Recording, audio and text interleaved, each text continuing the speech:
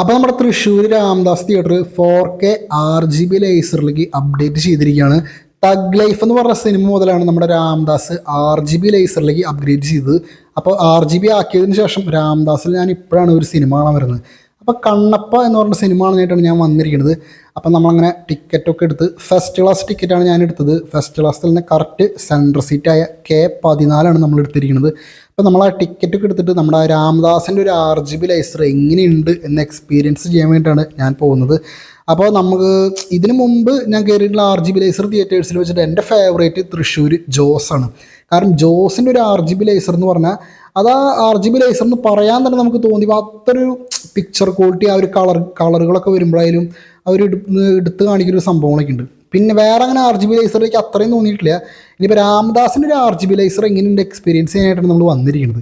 അപ്പോൾ സിനിമ കാണാൻ ആകെ 10 പേരുള്ളൂ. അപ്പോൾ അതുകൊണ്ട് തന്നെ നമുക്ക് കുറച്ച് വീഡിയോ എടുക്കുമ്പോൾ കുറേ ഒഴിഞ്ഞ സീറ്റുകളൊക്കെ നമുക്ക് കിട്ടി.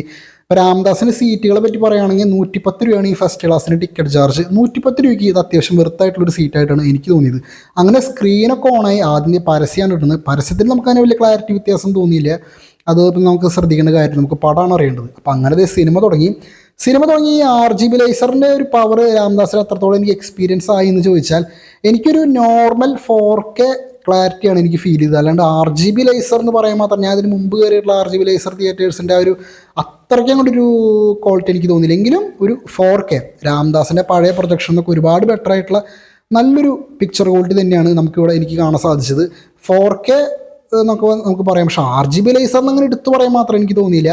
അത്യാവശ്യം നല്ല ഒരു എനിക്ക് രാംദാസിന് മുമ്പത്തെ പ്രൊജക്ടർ 2K പ്രൊജക്ടർ എനിക്ക് വലിയ താല്പര്യമായിരുന്നില്ല. കാരണം അത് 2K ആണെങ്കിൽ പോലും ഈ നൈറ്റ് സീനൊക്കെ വരുമ്പോൾ ഭയങ്കര ഡാർക്ക് ഷെയ്ഡ് അടിക്കുക, ചില സീനുകളൊന്നും ക്ലിയർ ആവില്ല. അപ്പോൾ അത്രയും മോശമായിരുന്നു രാംദാസിന് മുമ്പത്തെ ഒരു പ്രൊജക്ഷൻ. പക്ഷെ അത് വെച്ച് നോക്കുമ്പോൾ രാംദാസിൻ്റെ ഈ പുതിയത് 4K RGB ലേസർ എന്ന് പറയുകയാണെങ്കിലും അത്യാവശ്യം നല്ലൊരു 4K ക്വാളിറ്റി കൂടി ഉണ്ട്. അപ്പോൾ നിങ്ങളും ഇങ്ങനെ എക്സ്പീരിയൻസ്